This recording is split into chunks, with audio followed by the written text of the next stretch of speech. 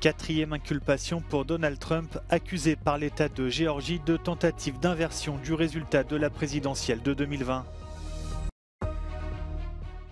La Banque centrale russe relève son taux directeur à 12%, une réponse à la chute du rouble et à la hausse de l'inflation.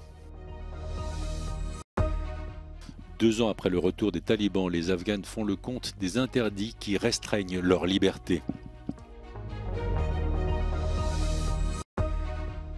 Le Covid refait surface.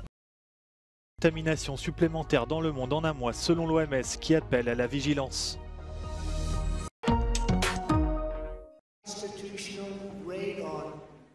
Quatrième inculpation pour Donald Trump. L'ancien président américain est poursuivi avec 18 autres personnes par l'État de Géorgie pour tentative présumée illicite d'obtenir l'inversion du résultat de l'élection présidentielle de 2020. Les prévenus encourent des peines de 5 à 20 ans de prison.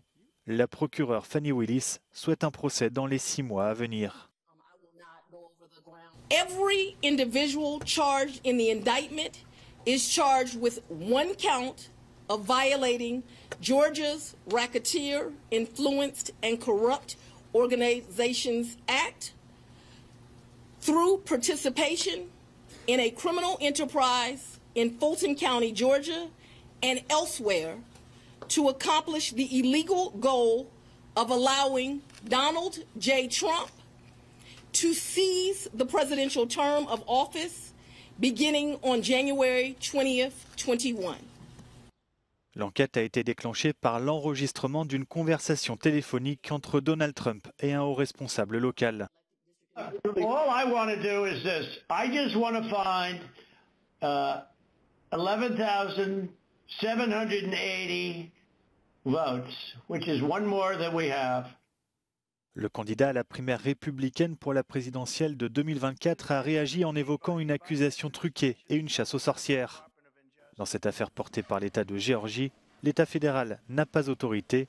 Cela signifie que même en cas de victoire lors des prochaines élections, Donald Trump ne pourra ni se gracier ni obtenir l'abandon des poursuites.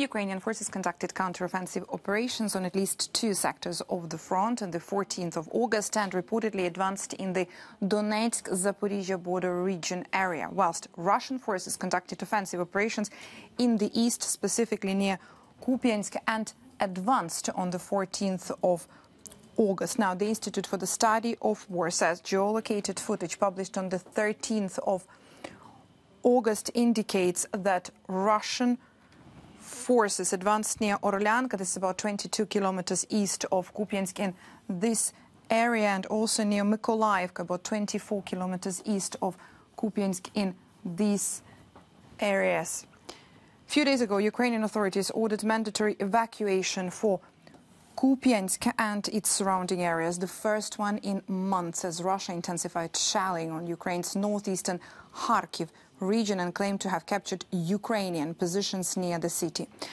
Kupiansk lies close to the Russian border. The city fell to Moscow's forces within the first week of the full-scale invasion in February last year. It remained under Russian control for several months before a swift Ukrainian offensive liberated the city in September last year, along with a number of other settlements in this region. But in recent weeks, Russia has stepped up its efforts to capture the city for the second time. The Institute for the Study of War said earlier that Russian forces appear to be intensifying operations northeast of Kupiansk, likely to draw Ukrainian forces away from more operationally significant areas of the front.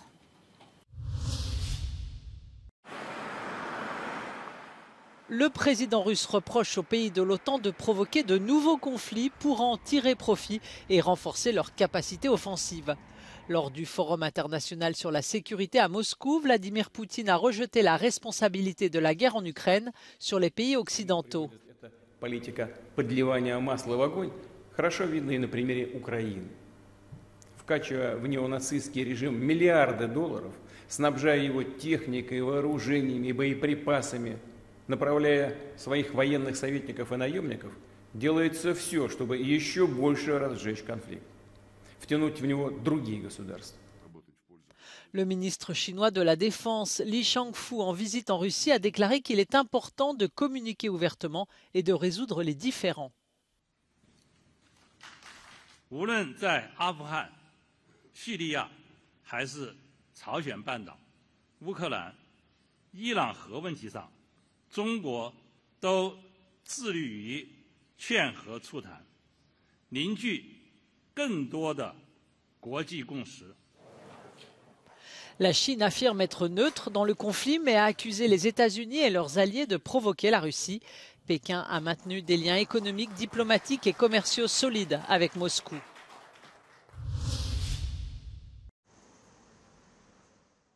Au Kosovo, l'opérateur de télécommunications MTS, filiale de Telecom Serbia, conteste la décision des autorités de lui retirer sa licence d'exploitation.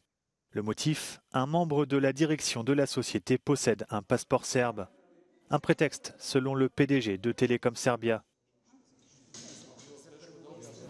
Ali sve se to dešava u zadnjih nekoliko mjeseci, to je očigledno pritisak, ako kažem, novih vlasti koji su sad, ajde kažem, oni koji su sad na vlasti u Prištini prema najvećoj investiciji kompanije gdje je vlasništvo država Srbija na ovoj teritoriji.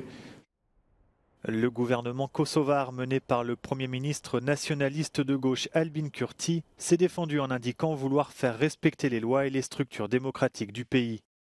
L'Union européenne se dit de son côté attentive à la situation alors que le Kosovo a récemment déposé sa candidature d'adhésion.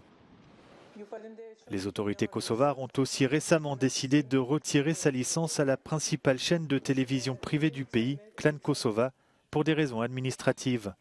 Certaines villes mentionnées dans les documents seraient répertoriées comme étant serbes et non kosovares. Les journalistes du pays ont dénoncé une atteinte à la liberté de la presse et une dérive autoritaire. Une décision de justice a finalement permis à la chaîne de continuer à émettre, au moins provisoirement. 2 ans se sont écoulés depuis la prise de contrôle de l'Afghanistan par les talibans et les craintes de beaucoup se sont confirmées. Les femmes sont les premières touchées par les interdictions. Désormais, leurs déplacements sont limités. Elles ne peuvent plus voyager seules d'une province à l'autre ou même en voiture s'asseoir ailleurs qu'à l'arrière. I would just like to know if you can share with me what are your days like in Afghanistan these days? Well, generally, not only for me and for millions of other girls and women who are living in this country, they are living their days and they're passing their days with, I can say, with sorrow, with pain, and with lots of disappointment. Mostly for Afghan girls, they live all their days with a concern of what will happen to them in the future. So they're facing a kind of unknown future because the women are not allowed for several things, and there are restrictions, and these restrictions are getting more and more every day. For instance, first the restrictions and ban on women for not going to school, then universities, then not going to markets alone, and not traveling alone without mahram. Les multiples interdictions qui frappent l'éducation des filles en Afghanistan sont parmi les mesures les plus préoccupantes. Leurs conséquences sont durables. Avant le retour des talibans, plus de 100 000 Afghanes étaient inscrites dans des universités publico-privées du pays. Aujourd'hui, certaines d'entre elles se tournent vers des options d'enseignement en ligne. L'Université du Peuple est un des moyens pour les Afghanes de poursuivre leurs études. The numbers were so big that we moved from 1,000 to 2,000. We said we are going to accommodate 2,000, and it kept growing. By now we have 21,000 Afghan women applying to study with the university.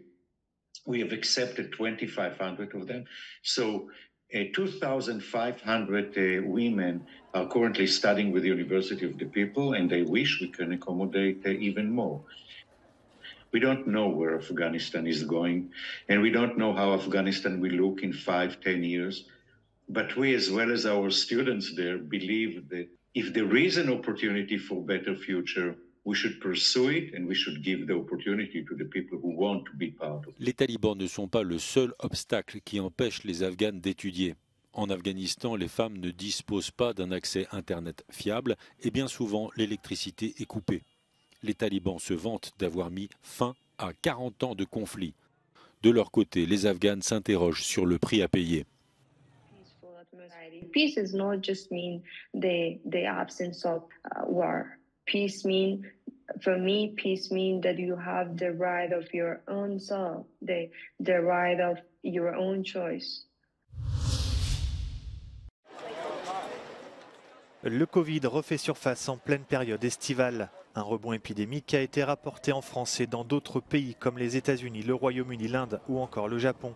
Le nombre de nouveaux cas recensés dans le monde a bondi de 80% sur un mois, avec 1,5 million de contaminations supplémentaires selon l'OMS. You know, and the gains that they made across all of these aspects, surveillance, clinical care, infection prevention control, everything that they did for COVID-19 is an investment for the future. So dismantling those systems is really short-sighted. Si depuis début mai, l'Organisation mondiale de la santé ne considère plus la pandémie comme une urgence sanitaire mondiale, elle appelle tout de même à la plus grande vigilance.